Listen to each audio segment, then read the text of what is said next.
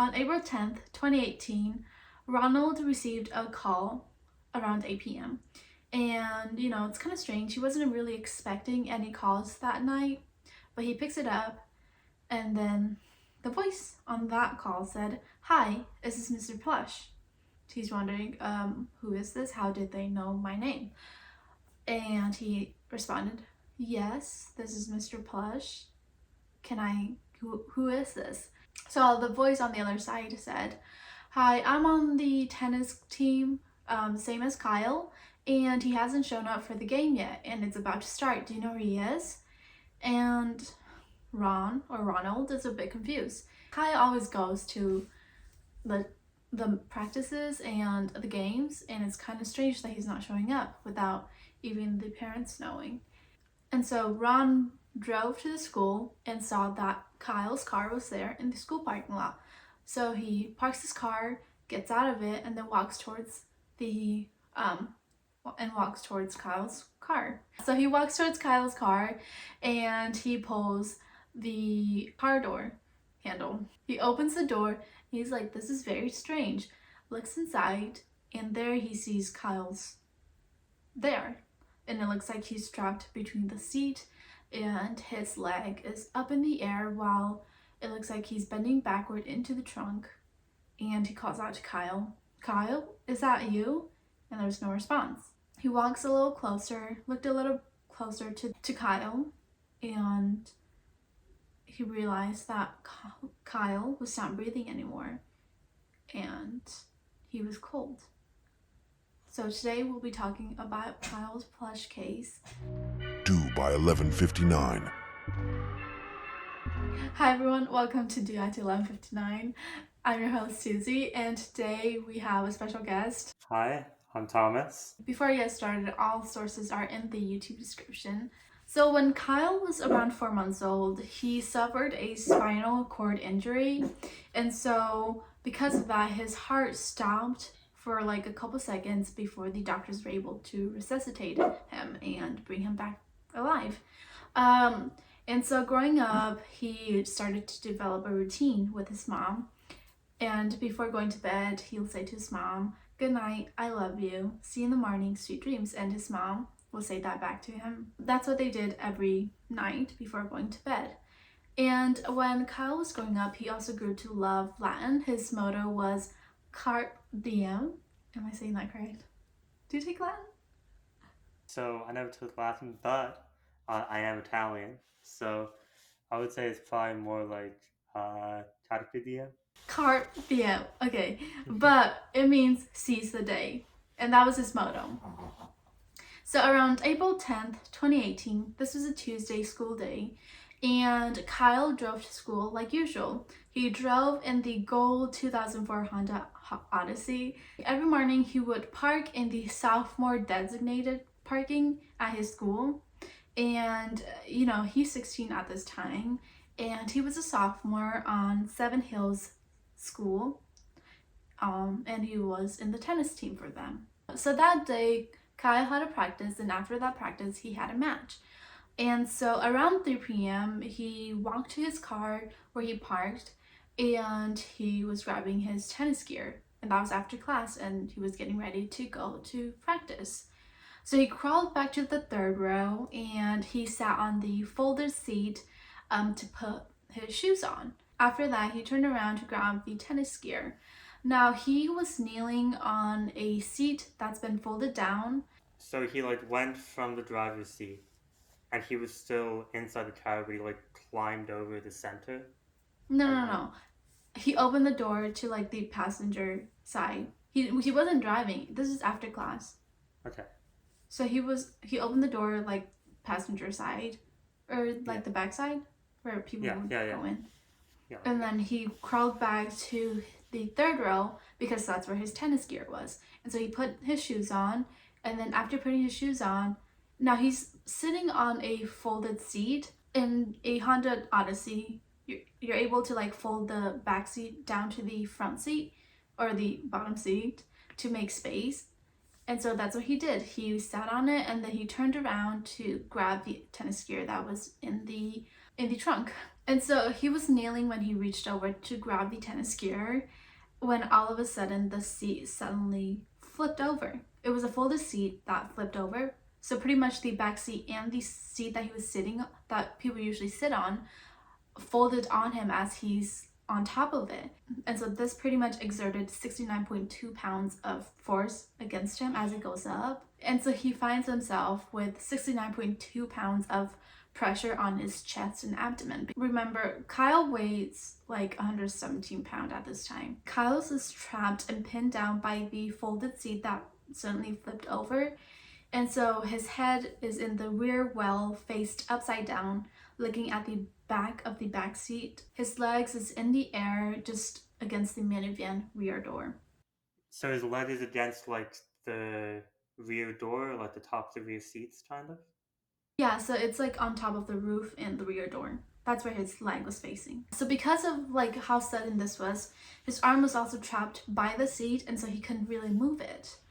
However, he was able to make 2 calls to 911, and this is because his phone was in his pocket and he used Siri to call the emergency. The 2 calls that he made lasted 5 minutes and 38 seconds. So let's talk about the first call. The first call was made at 3:16 p.m. and the issue about this was that Kyle and the operator could not hear each other, and Kyle couldn't hear the operator at all. But the operator was able to hear just a little bit. Since Kyle isn't able to hear anything, he's just screaming like informations and the urgency of his situation. And so when the operator was listening, all she could hear was, "This is not a joke. Help, help, please send help. I'm going to die here." And he's just begging for help at this point. He told the location of where he was, but the operator couldn't understand the location. After like a couple minutes, the call disconnected for some reason, but quickly the operator called back and all she could hear was, "Hello, this is Kyle. I'm not available right now. I'll get back to you as soon as I can." The call went straight to voicemail, and it's probably because Kyle couldn't answer because his, arms were pretty much... He was trapped, he wasn't able to move. Yeah, he's trapped. So still, Kyle was able to tell important details during the first call that he made. He stated that he was at 7 Hills and he was in a urgent situation where he needs help. So after a while, the operator finally understood what Kyle was trying to say, and so they sent 2 officers to the school parking lot. Around 3:26 p.m., 2 officers arrived at the parking lot location and they looked around for 11 minutes. 11 minutes just looking around. Do you know how big school parking lots are? Like, even when I was like, it's frustrating because when I was like in like elementary school or like middle school, even though it's a pretty small school, it's got a pretty big parking lots. Yeah, and like I went to a fairly small school for my high school even, and still I don't think you could have gotten around the lots if you were really looking in less than 20-30 minutes at least. But pretty much the officers were just targeting anyone who looked distressed. I'm gonna get into more details about this. By 3:35 p.m., he made a second call to the emergency center. And at this time, the 2 officers are still looking for Kyle. And so when the operator picked up, Kyle gave more details about where he was at, the car he was in. He told the operator the van details such as the color, the make, and the model. And Kyle stated, "I probably don't have much time, so tell my mom that I love her if I die." So like soon after saying that, he just kept saying, "Hey Siri, hey Siri." Oh my god, that activated my Siri. Okay, anyways, he just kept repeating that because he couldn't hear the operator and he wasn't sure if Siri had called the cop or not, but he just kept saying it as if he was trying to make another call. After a while of saying that, it appeared Kyle just gave up. So the information that Kyle told the operator was never relayed to the officers that were on scene. So when the 2 police were still there, they called Kyle's number, but no one answered. After 11 minutes of just searching, they gave up and went back to their original duties. So the Hamilton County Sheriff deputy that was directing the traffic at the school that night also went to look for Kyle, and he wanted to go around and double check one more time just in case, there's no kid actually in trouble. And so he saw one van that was in the parking lot, but he didn't see anyone in it. So there's a lot of speculation that Kyle was likely in that van, and he just didn't see Kyle for some reason. But after searching around, the deputy and the operator talked about what happened, and the operator said he kept asking for help. Sounds like he was away from the phone. And the deputy responded, "That's weird," which the operator responded, maybe it was prank. But anyways, after that, the deputy went back to directing the traffic. So they just essentially ignored him. They just dismissed him as a prank because they couldn't immediately find him. They thought that, yeah. By 8 p.m., it was time for the tennis match, and the teammates looked around, and Kyle was still not there for the official match.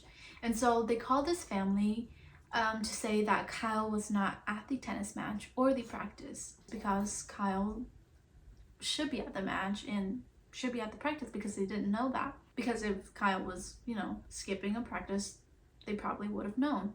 They were a little confused, they were worried, and so the family used Kyle's phone to track his location, and it showed that he was at the school parking lot. And so the family immediately knew that something was off and called the police. Also, sorry, I'm just double checking. The police never contacted the parents or told them anything? Not that I'm aware of. Seems weird because I feel like if there's ever a 911 call involving a minor, the police would probably at least inform the parents that it happened. So around 9 p.m., Kyle's dad, Ronald Plush, or I think he goes by Ron, arrived at the school parking lot, and he saw Kyle's car. He opened it and saw Kyle in the back, but Kyle was not responsive, nor was he breathing. And there was a late night shift worker that saw Kyle's dad at the parking lot. It looks like he was going through something. And so he walked over to check if he was all right. And he looked inside and he saw Kyle's body. And he stated that Kyle was just turned over in seat and stuck. So by that time, the police and fire units finally arrived, but they were not able to revive Kyle.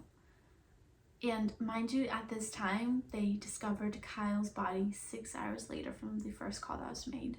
So he was just trapped there for 6 hours. I might have missed this, but was this during the summer when it was hot outside too, or? It was back in April 10th, so around spring, whatever. summer. The city of Cincinnati did an investigation, and they ruled Kyle's death of asphyxia. Am I saying that right? Asphyxia. Due to the chest compression, so pretty much he was crushed to death.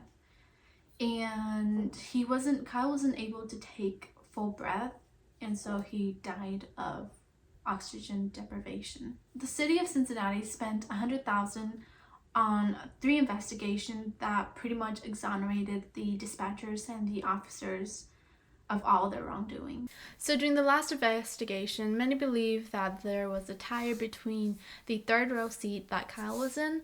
A lot of people believe, or some people believe, that because of the dark stain on the carpet of the car, they believe that the tire might have been there for quite a while, and so they think that because of the tire, it might have prevented the latch from latching all the way. They also believe that because of such dark stain that's been there for quite a while, and since Ron was there first, he might have moved the tire.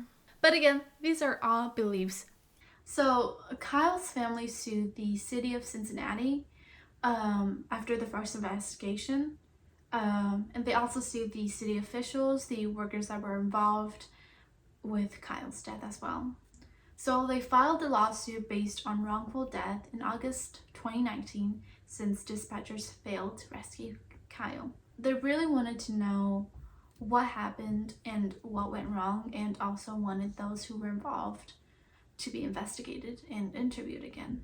Kyle's family decided to hire their own investigators, And so they hired John Melcher, who was former CEO of Texas 911 Emergency Network. They also hired Michael Lyman, I believed, who was a police practice expert. And so when they were investigating the whole dispatcher center and the police, they realized that there were a lot of things that were just not adding up and a lot of chaos. We're just gonna dig into all the things that went wrong. The first dispatcher, her name was Stephanie. I'm not gonna say her full name because I don't think I need to duck in one. She failed to share the details of Vivian's location. She had verified the location through geolocation that automatically tracks cell phone locations when a call is being made, but she never relayed those informations to the police. Stephanie also misclassified the call and labeled the call as unknown trouble rather than a call that required immediate fire rescue. So if she had classified that as a immediate rescue, then they would have sent fire departments, which has more sophisticated mapping equipment in the vehicle that could have saved Kyle's life. But instead, they sent 2 officers who gave up after 11 minutes of just searching. The fact that they only spent 11 minutes there is like negligence all on itself. Especially for like a parking lot that big or something like that. They must have just been like driving through, not even gotten out of the cars, just like looked through the windows.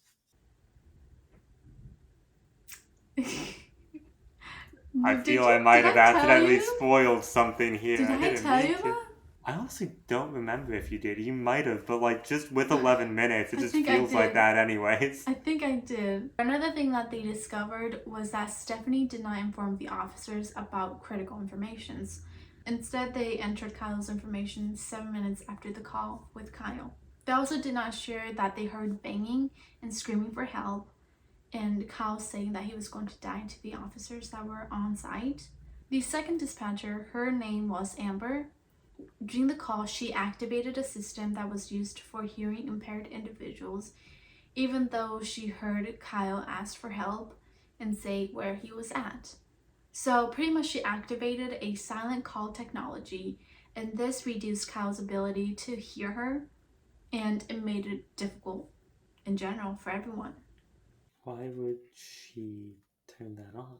Like, the only reason I think why she would do that is if maybe they were realizing that like Kyle didn't hear them that well, but there's far more reasons than just an ADS thing for that. So in addition to that, Amber failed to play back all the calls. So if she had gone back to, the calls, she would have heard Kyle described the van, the location, and also the urgency. Now, Amber did not contact officers on the scene, and so the officers did not know that Kyle knew that he was going to die. The officers did not get out of their car when they were searching for him. Instead, they were eating and listening to music in the car while they cruised around looking for Kyle. So they went around inside their car at all the school parking lot besides the northern end of the lot, and that's where Kyle was. So they just like did a scan around the central areas, but never actually like went up to the corners. They never went to the northern end of the parking lot, and so that's where Kyle was, and they completely missed him. At one point, they were 12 parking spots away from Kyle. There was actually a CCTV photos that showed them passing Kyle's car. Wait, they passed the car? Yeah, so at one point I saw a CCTV photo that of them just like passing, and Kyle's car was right behind them. Lastly, the officers also have a button in their vehicle to show maps of where the calls were coming from, and they didn't use it. The city of Connecticut, the city of Cincinnati, I keep wanting to say Connecticut for some reason, but the city of Cincinnati wanted to dismiss the lawsuit that Kyle's parents were suing them for, but the Hamilton County judge, W to him, his name was Robert Rollman, he said no to the city of Cincinnati requesting a dismissal. But before that, the city of Cincinnati call system was a fucking chaos, and it was a disaster way before Kyle's death. So many have described the call center as a recipe for disaster and a Russian roulette with people's lives. There were concerns about the center in memos, reports, emails, and other documentations regarding poor management, lack of training, long work hours, and the center being understaffed. The employees also accused managers of mistreating and ignoring warnings, and full-time employees had decreased over time, and so was fundings.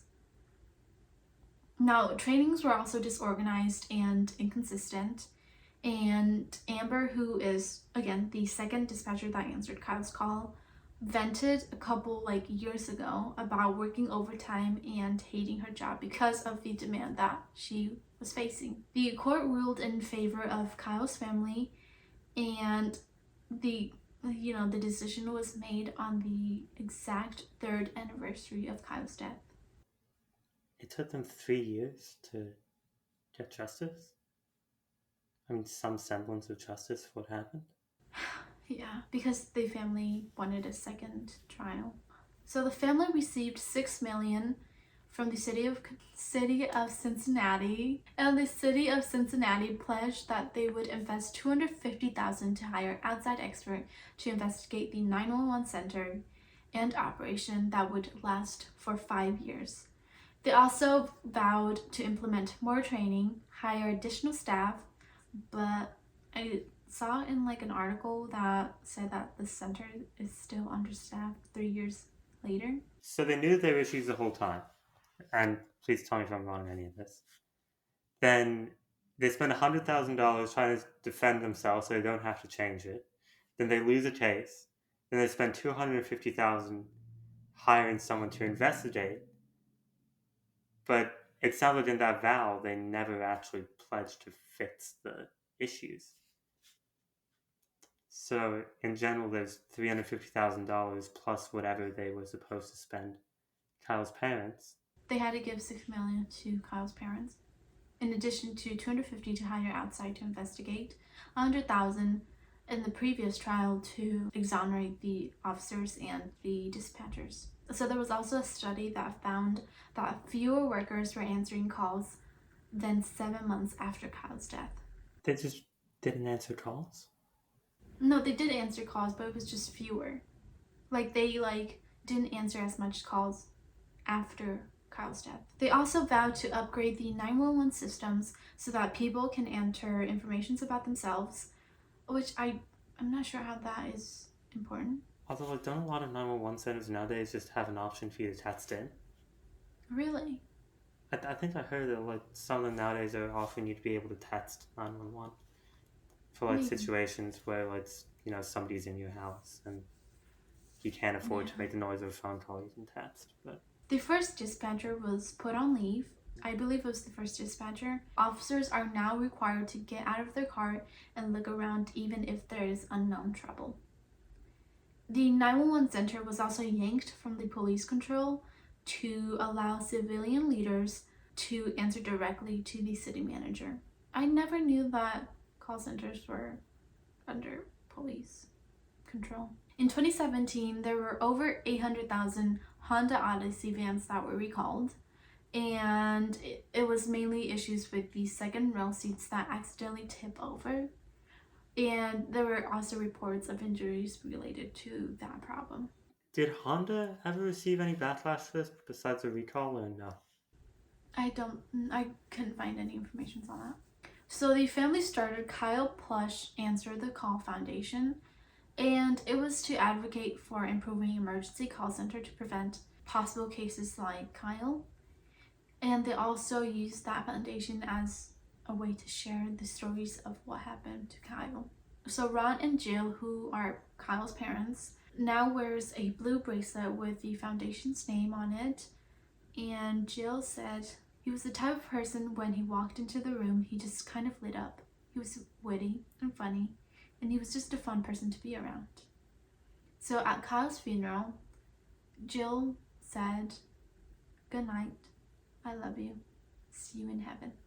I hope you guys like this episode, and if I miss anything, please let me know in the comment, or if there's any other stories you'd like me to cover, just let me know in the comments. I just want to say thank you so much for listening, and yeah, I hope y'all liked it, and I hope y'all have a great rest of your days. Or night. Or evening. Or Alright. twilight. Okay. I'll see you guys on the next episode. Bye. See you. Bye.